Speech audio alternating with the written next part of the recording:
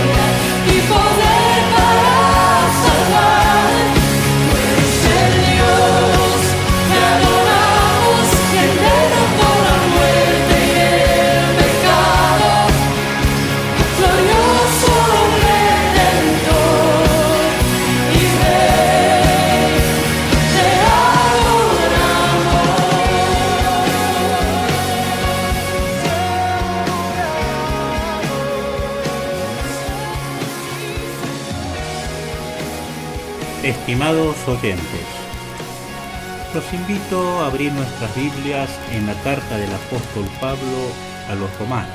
Vamos a abrir en el capítulo 10 y vamos a leer los versículos 8 y 9. Allí leemos así: Mas, ¿qué dice? Cerca de ti está la palabra, en tu boca y en tu corazón. Esta es la palabra de fe que predicamos, que si confesares con tu boca que Jesús es el Señor, y creyeres en tu corazón que Dios le levantó de los muertos, serás salvo. Esta manifestación que, inspirado por el Espíritu Santo, hace el apóstol Pablo, está marcando la exclusividad del mensaje del Evangelio. Cuando el apóstol dice, esta es la palabra de fe que predicamos, no está diciendo otra cosa sino que esta, y sólo esta, es la predicación que estipula las pautas, que marca las demandas que conducen a la salvación. Notable. También queda perfectamente claro en esta afirmación que el hombre, o sea, tú y yo, en nuestro estado natural, en nuestro estado de pecado, necesitamos la salvación. Y cuando la palabra de Dios habla de salvación, no se está refiriendo a riesgos o peligros que tengan que ver con salud, seguridad, dinero, bienestar o cosas similares dentro del ámbito de este mundo y que no va más allá del corto periodo de tiempo que dura nuestra vida, sino que esta salvación a la que hace referencia la Biblia apunta mucho más allá. Está señalando el destino eterno del alma. Fíjense, si existe una verdad que el diablo, el enemigo de nuestras almas, quisiera borrar completamente, es la realidad de la vida más allá de la muerte. Sus esfuerzos en negar o distorsionar esta realidad a través de la historia de la humanidad han sido inmensos. Hoy en día, en la actualidad, se resumen claramente en dos direcciones. Uno parte de aquellos círculos intelectuales y materialistas que directamente niegan abiertamente esta realidad. Estamos hablando de la vida más allá de la muerte. Y promueven el máximo aprovechamiento humano en esta vida, ya que dicen ellos, con la muerte se produce la extinción total del ser humano. Los mismos también rechazan con desprecio toda referencia a Dios y califican cualquier expresión religiosa como síntoma de debilidad intelectual. Esta es una teoría. Está la otra teoría que increíblemente halla adeptos en todos los círculos sociales. Esta teoría dice, y parte del ocultismo, que promueve la idea de lo que ellos llaman la reencarnación. Esta es una idea diabólica. Esta idea sostiene que el hombre, cuando muere, puede llegar a reencarnar en cualquier otro ser viviente, ya sea persona o animal. Es increíble, pero muchísimas personas, gran parte de la humanidad, cree en esta teoría. Si bien hay otras teorías, con estas dos, Satanás tiene un singular éxito en estos tiempos posmodernos que nos toca vivir. Pero lo que es verdadero, lo que es real y tiene cumplimiento garantizado es lo que manifiesta claramente la palabra de Dios en Hebreos 9:27. Allí Dios dice: está establecido para los hombres que mueran una sola vez, y después de esto, el juicio. El juicio. Esta es una realidad con carácter de precepto. La Biblia dice está establecido, es un decreto y está sellado con autoridad divina. El autor de la vida así lo dispuso y ninguna criatura humana escapará a ella. Existe un día fijado por Dios en que toda la humanidad que hoy en día desprecia a Dios, comparecerá ante su imponente y majestuoso trono blanco. Ese día, Dios mandará que los muertos se reúnan ante Él. Y todas las tumbas, incluidos los mares y hasta el mismo Hades, acatarán esa orden y devolverán sus muertos ante Dios. Y los registros divinos sacarán a la luz cada obra de cada individuo que ha exhalado vida, incluido tú. Te invito a un pequeño ejercicio. Piensa en lo que has hecho solo en esta última semana. Haz un análisis sincero de tus actitudes, tú mismo. Solo, allí en tu pensamiento, si has mentido, has robado, has tenido algún sentimiento de envidia, has engañado, si has cometido algún acto de infidelidad o tenido algún pensamiento lujurioso, piénsalo. También piensa esto, que los registros divinos no solo llevan asentados tus actos de la última semana, sino los actos de toda tu vida. Esto es realmente serio. Todo ser humano, sin excepción, será juzgado en base a sus obras.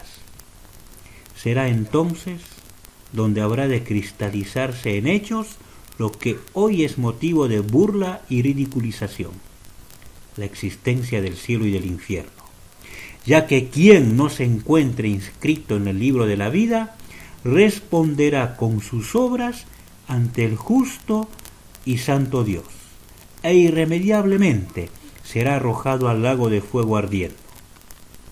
¿Crees que esto es un invento nuestro? Pues no, te remito a la palabra de Dios.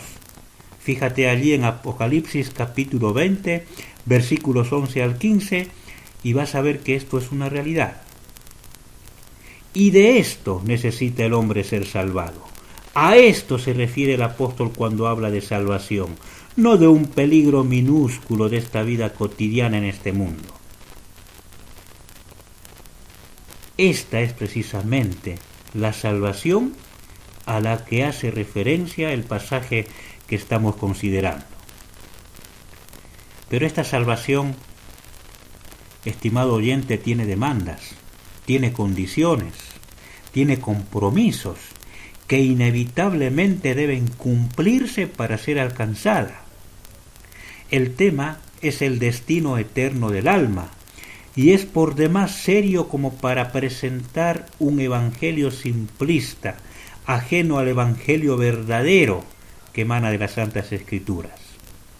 Y estas demandas del genuino y único evangelio vamos a presentarlas hoy, acá, con este pasaje del apóstol Pablo.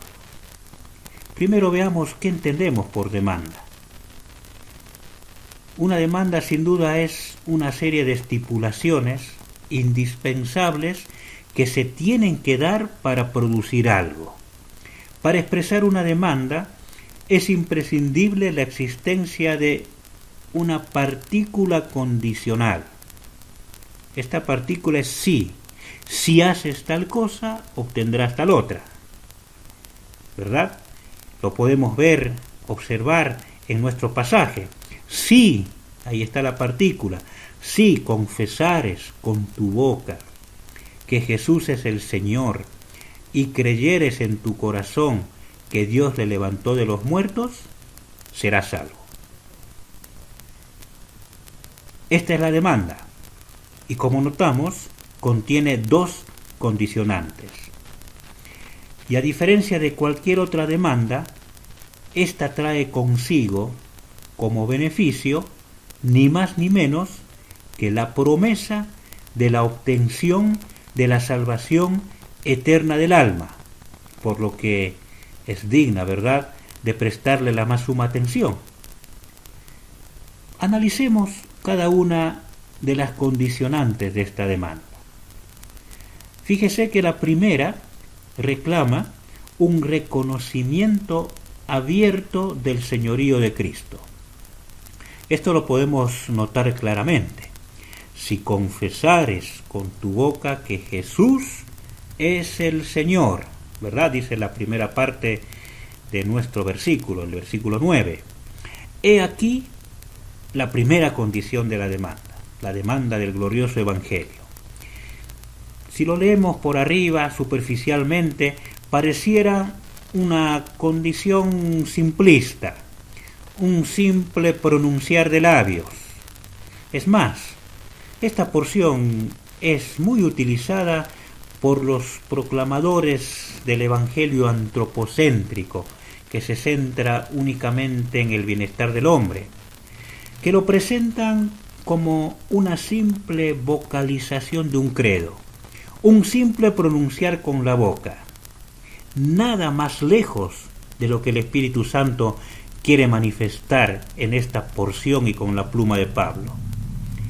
El término que aquí leemos, confesares, ¿verdad?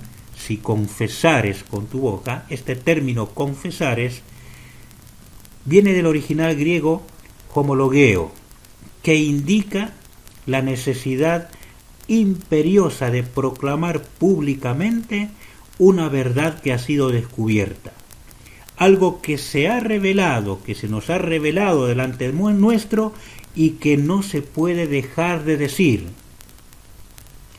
¿Y cuál es esta verdad que necesita ser descubierta por el pecador al punto de sentir la imperiosa necesidad de ser públicamente reconocida y proclamada? Nada menos que Jesús es el Señor, Jesús es el Curios, el Supremo en autoridad, Dios mismo, el soberano, el amo, el dueño, el que tiene todo el control.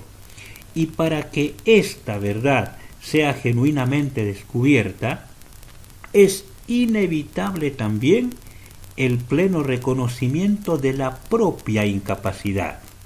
Es llegar a la conclusión de que uno es un verdadero fracaso, un pecador empedernido, incapaz de controlar su propia vida, alguien que no puede permanecer ante la santidad de Dios y que no tiene absolutamente nada que ofrecerle, carente de méritos, un verdadero pobre en espíritu, como el mismo Señor lo manifestó, al que únicamente la gracia soberana de Dios le muestra en Jesucristo al Dios revelado en carne, y a quien Dios designó como sustituto de aquellos que habría de redimir, pagando en la cruz todos los pecados de aquellos que se van a apoderar de este Evangelio. Y al descubrir esta realidad que sólo el glorioso Evangelio puede revelar, sienten estas personas la necesidad urgente de entregarle el control absoluto de su vida a Cristo, es decir, reconocerle como Señor. Y no solamente sienten la necesidad de reconocerle como Señor, sino también sienten la imperiosa necesidad de proclamarlo. Tal es la demanda que conduce a la salvación. Fíjense, también es digno de destacar el hecho de que esta confesión, esta necesidad de proclamar, debe ser hecha cualquiera sea la circunstancia que se presente. No debemos dejar pasar por alto el momento en el cual Pablo está haciendo esta declaración, tampoco a quienes las está haciendo. Hay una época y un lugar, ¿verdad? Y es Roma. Está escribiendo a los hermanos romanos, donde la persecución a los cristianos estaba en la cresta de la ola. eran los tiempos que antecedían a Constantino, una época tremenda, donde manifestarse cristiano, donde decir yo soy cristiano, literalmente era condenarse al martirio. Estremecen los relatos históricos de las torturas a las que eran sometidos quienes se identificaban con Cristo. Sus familias eran literalmente arrasadas. Sus hijos eran utilizados como trofeos para obligar, mediante torturas, a los jefes de familia a negar su fe en Cristo. En muchas ocasiones, sus esposas eran violadas antes de ser entregadas a las fieras junto con sus esposos, para servir de espectáculo en los circos romanos. ¿Todo por qué? Por el simple hecho de confesar con su boca que Jesús es el Señor, identificarse con Cristo. Entonces, cuando estos cristianos romanos reciben esta carta de Pablo y en ella leen que para ser salvos tienen que confesar públicamente que Jesús es el Señor, están entendiendo perfectamente que para ser salvos, su identificación con Cristo debe ser tal que deben estar dispuestos, inclusive, si así fuera necesario, entregar literalmente sus propias vidas bajo circunstancias totalmente adversas. Si notamos, es exactamente el mismo mensaje que Cristo en persona predicó. Él decía: todo el que pierda su vida por causa de mí y del Evangelio, la salvará. ¿Verdad? Tal como lo registra Marcos en su Evangelio, allí en el capítulo 8, versículo 35. Quienes livianamente y sueltos de cuerpo pretenden tomar este pasaje para presentar un evangelio superficial, liviano, simplista, sin duda ignoran, ya sea voluntaria o involuntariamente, las tremendas implicancias que esta manifestación encierra. Por otra parte, esta declaración, ¿verdad? Esta declaración de Pablo, esta demanda, pone las cosas en su debido lugar. ¿Por qué digo esto? Existe una enseñanza que en estos últimos tiempos se ha hecho muy popular dentro del ámbito evangélico. Esta enseñanza promueve que es posible aceptar a Cristo como Salvador sin reconocerlo como Señor. Increíble, ¿verdad? Es posible aceptar a Cristo como Salvador sin reconocerlo como Señor, dicen ellos. Se atreven incluso a garantizar la salvación dentro de estos parámetros. Ellos nos dicen, incluso hasta escriben libros, afirmando que reconocer el señorío de Cristo o identificarse con Él plenamente no compromete la salvación. Lo dicen así, sueltos de cuerpo. Nos dicen que es un segundo paso hacia un nivel espiritual más alto y que puede llegar a darse o no. Realmente hay que tener una clara tendencia para tergiversar las escrituras de esta manera, ya que es una afirmación diametralmente opuesta a lo que el Espíritu Santo aquí está manifestando. El reconocimiento del señorío de Cristo no sólo antecede inevitablemente a la salvación, sino que es presentado aquí como una demanda indispensable para obtener la misma.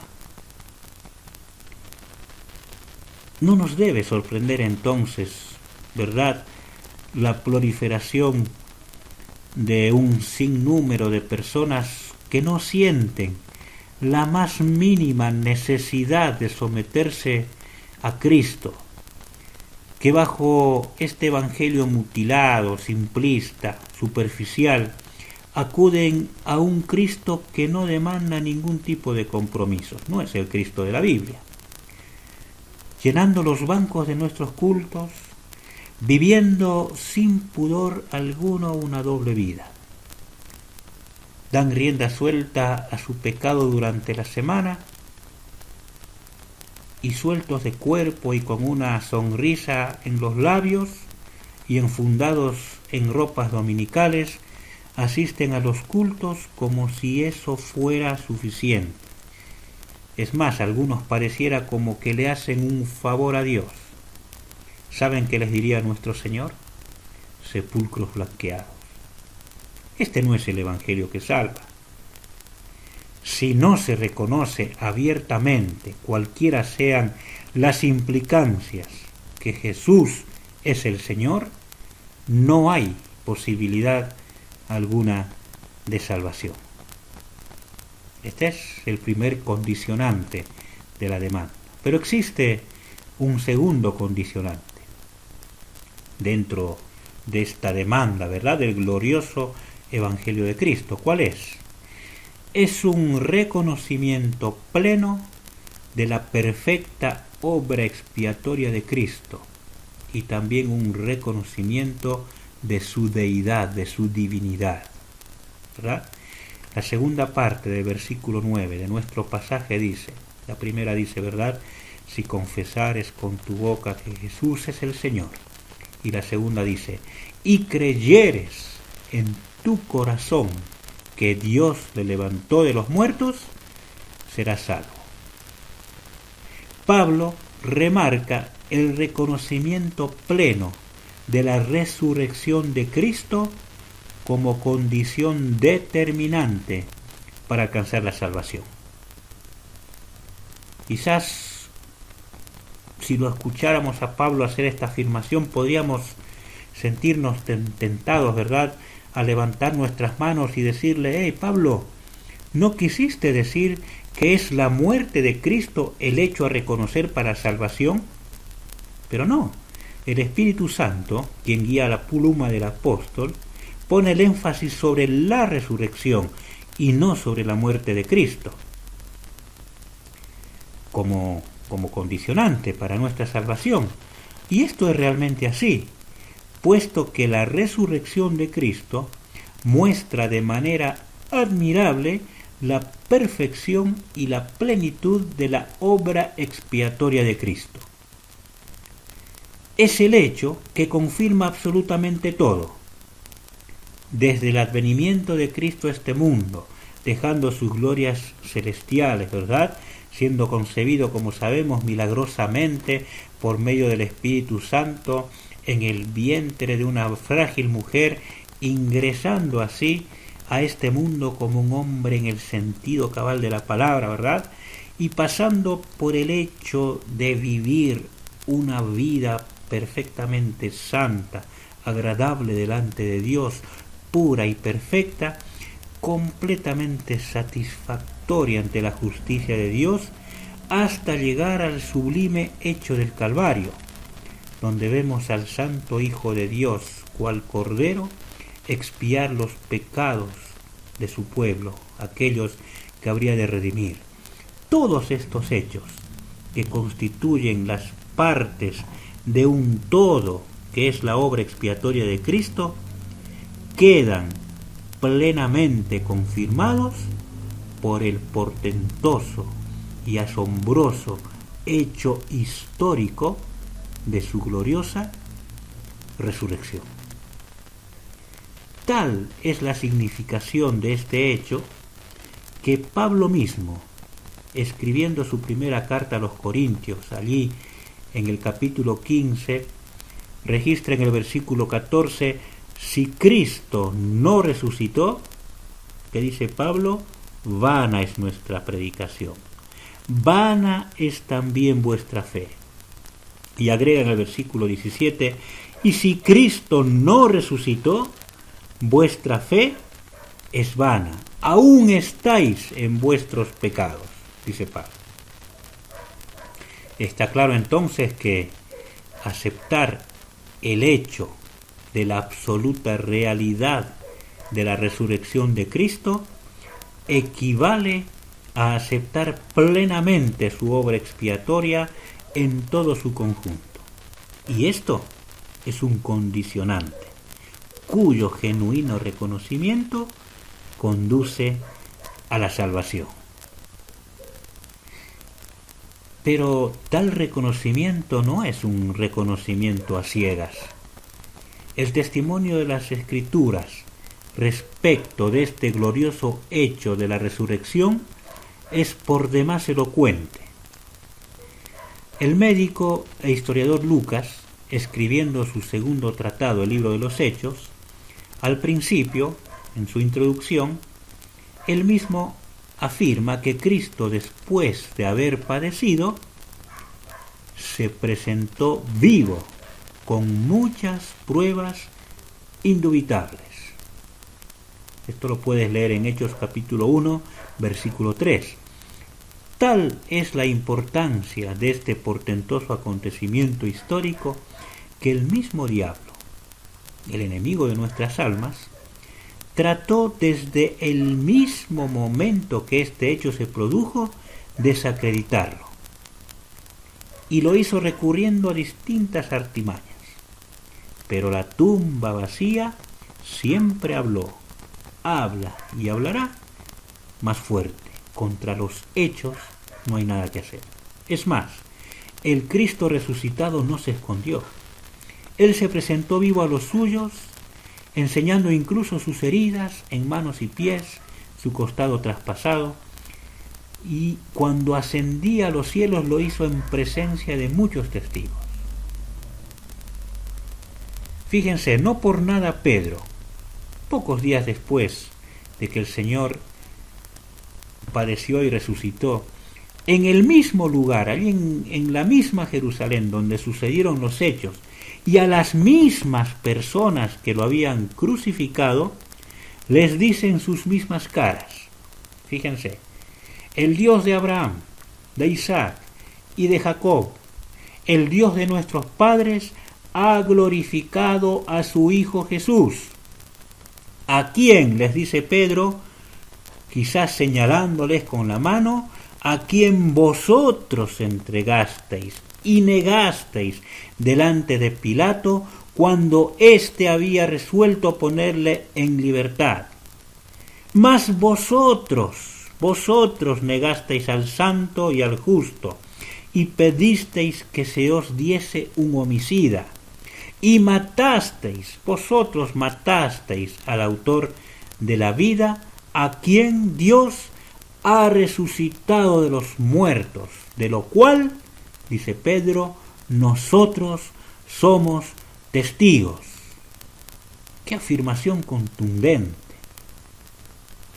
Si esta afirmación valiente y contundente, con claros tintes acusatorios, hecho por Pedro en la misma cara de quienes lo crucificaron, si esto no fuera cierto, allí mismo estas personas, ¿verdad?, si hubiesen tenido la posibilidad, hubiesen exhibido delante de Pedro y los otros apóstoles el cadáver de Cristo y echarían por tierra tal afirmación.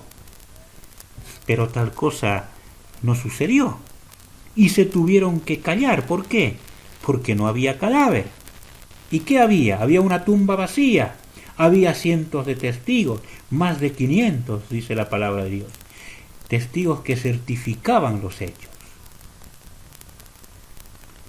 Pero la resurrección de Cristo no solo confirma, ratifica y certifica la completa obra de expiación del Cristo de Dios hecha a favor de los suyos, sino que también demuestra la deidad, la divinidad de Cristo.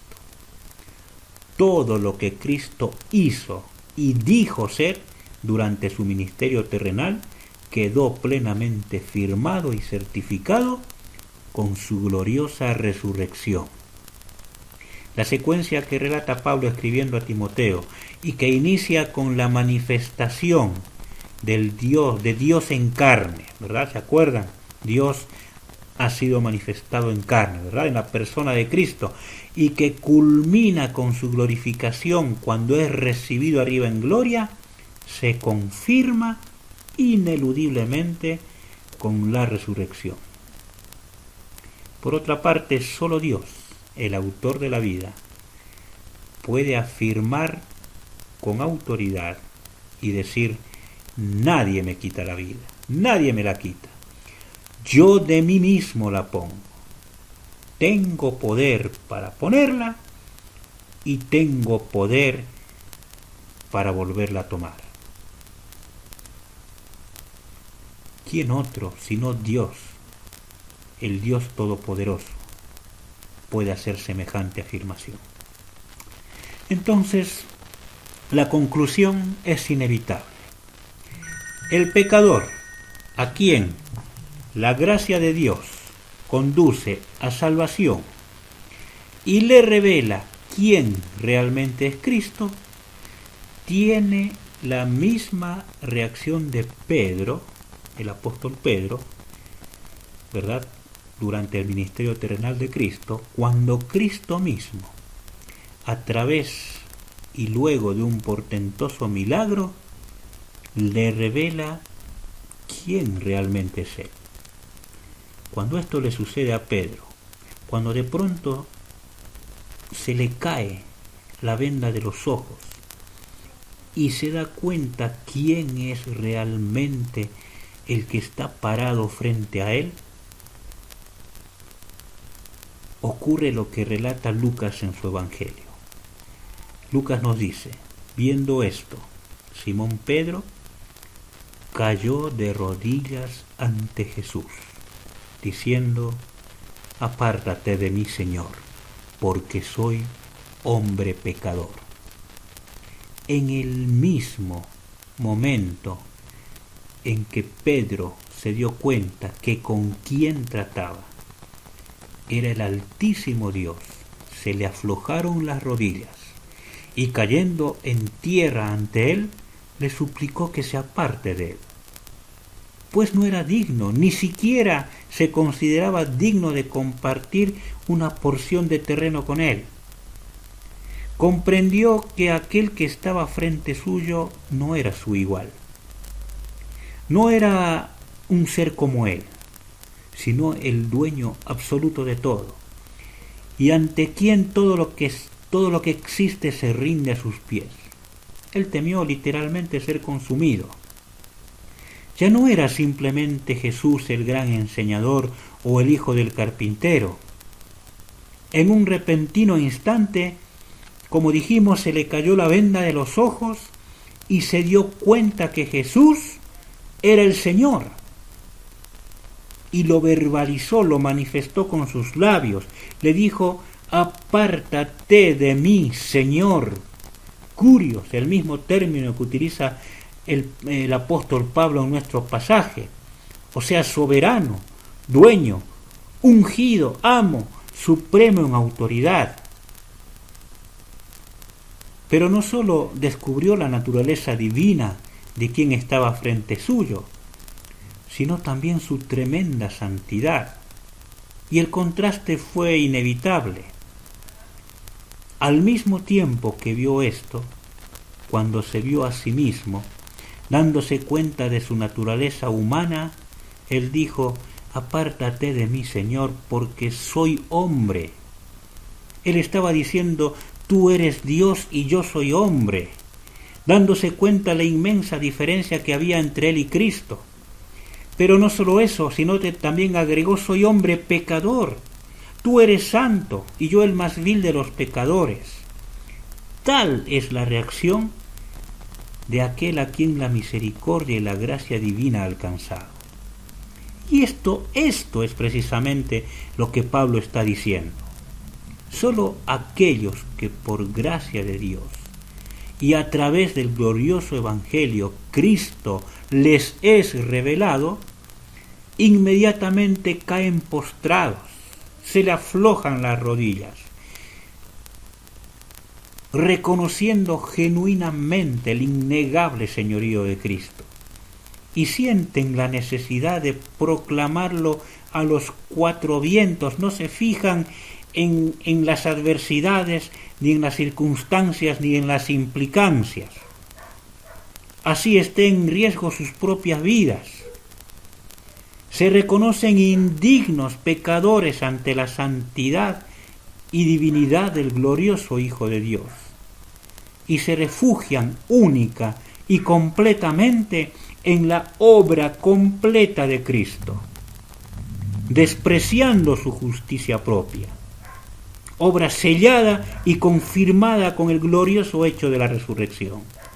Estos, y sólo estos, son los que alcanzan la salvación. Son los que responden a las demandas del único y glorioso Evangelio.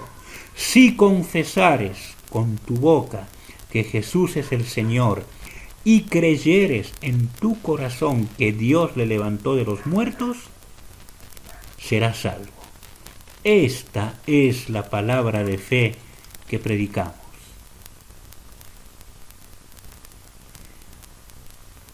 Estimado oyente, si a partir de haber escuchado la palabra de Dios sientes que Cristo ha sido revelado a ti, quien quiera que seas, te consideres evangélico o no, e inmediatamente, cual Pedro, te sientes un frustrado y bajo pecador, totalmente indigno de estar ante la santa presencia de Dios. Si esto es realmente lo que sientes, podemos afirmar con seguridad, amparados en lo que manifiestan las Escrituras, que el Espíritu Santo ha obrado en tu vida, corriendo la venda de los ojos de tu entendimiento, y el glorioso Evangelio ha resplandecido en tu vida. Por lo que te animamos fervientemente de todo corazón a que te acerques a Dios plenamente confiado, pues Él ya perdonó tus pecados en la obra expiatoria, perfecta y completa de la cruz del Calvario, y confirmada y sellada con su gloriosa resurrección. Que Dios bendiga su palabra en tu corazón. Amén.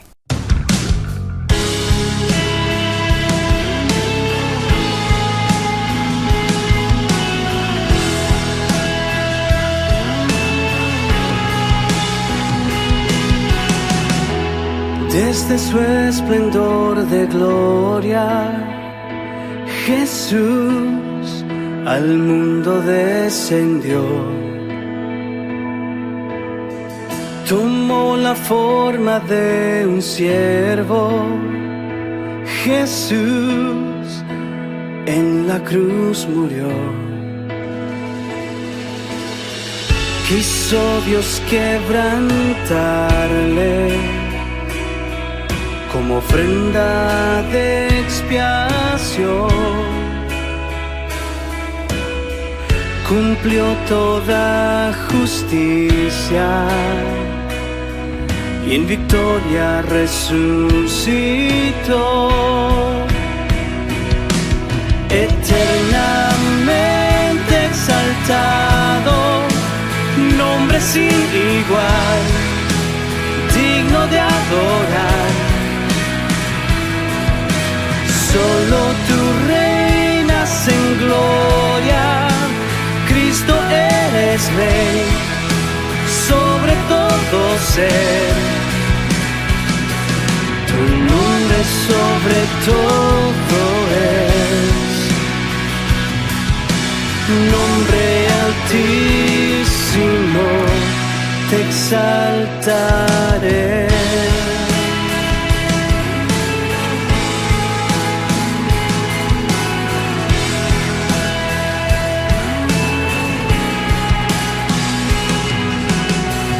La tumba ya está vacía. Jesús, Cordero que venció. El cielo a una voz le adora. Jesús, el Padre lo exaltó. A Él sea el dominio, la honra y la majestad, sabiduría y gloria por toda la eternidad. Eternamente exaltado, nombre sin igual, digno de adorar. Solo tú reinas en gloria, Cristo eres Rey, sobre todo ser. Tu nombre sobre todo es, nombre altísimo, te exaltaré.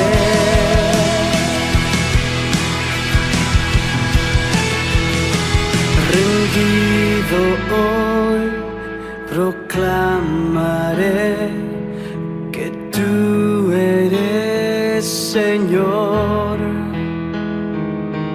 Rendido hoy proclamaré que tú eres Señor. Rendido hoy proclamaré que tú eres Señor. Rendido hoy proclamaré que tú eres Señor.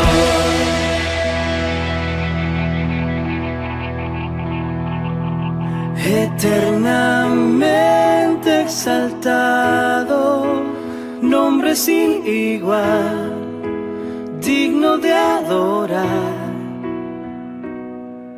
Solo tú reinas en gloria, Cristo eres Rey, sobre todo ser. La palabra de Dios ha sido predicada. Si como consecuencia de haberla oído, usted se dio cuenta realmente quién es Jesucristo y sintió como nunca el peso de su propio pecado, es que Dios le habló. Así que lo animamos a que contrito y humillado se acerque a Dios y haga suya la salvación que Él mismo proveyó para usted a través del sacrificio de Cristo. Tenga presente que este es el tiempo de gracia y que hoy es el día de salvación. Así que, como el publicano, allí donde está, humíllese delante de Dios, inclinando su cabeza, golpeándose el pecho y clamando desde lo profundo de su corazón: Dios, sé propicio a mi pecador.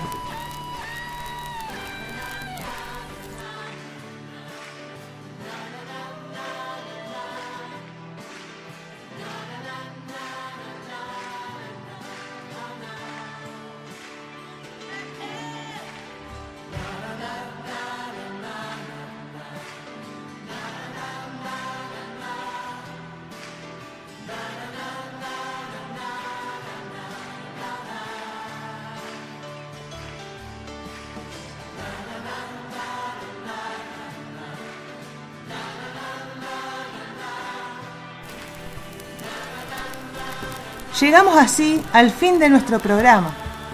Los esperamos el próximo sábado en este mismo horario y por esta misma emisora, FM Radio Esperanza, en el 91.3 del dial. Queremos extenderle cordialmente la invitación para asistir a nuestra reunión de estudio bíblico que realizamos todos los domingos a las 17 horas en Cornelio Saavedra, 520 de la Consulta. Nos despedimos no sin antes dejarles los distintos medios por los cuales hacer contacto con nosotros. Nuestro teléfono es 2622-684745. Repito, 2622-684745. Con WhatsApp, línea Claro. También puede enviarnos un correo electrónico a ice.reformada@gmail.com o bien visitar nuestro Facebook ingresando como Iglesia Cristiana Evangélica Reformada. Mi nombre es Débora Escobar y fue un verdadero placer compartir este espacio con todos y cada uno de ustedes, aquí en FM Radio Esperanza y en Tiempo de Gracia, Día de Salvación. Que Dios los bendiga grandemente.